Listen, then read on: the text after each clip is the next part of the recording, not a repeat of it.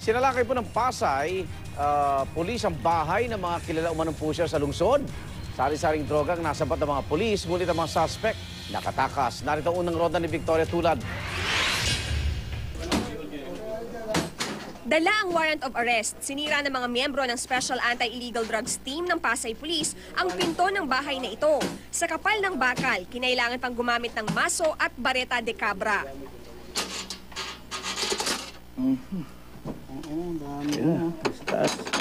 Ito ang bahay ni Danilo Carandang at Rachel Marayo alias Rachel Bulag, mga kilalang tulak umano ng droga sa barangay 14 FB Harrison.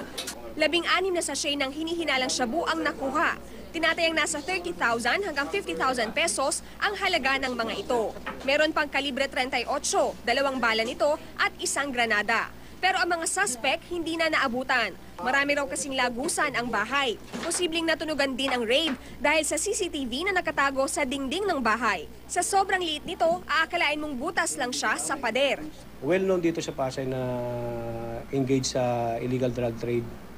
Plus itong Karangdang, si Danilo Karangdang,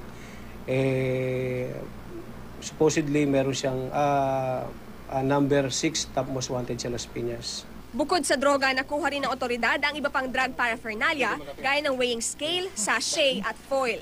Patuloy daw nilang tutugisin ang mga suspect na naharap sa patong-patong na kaso.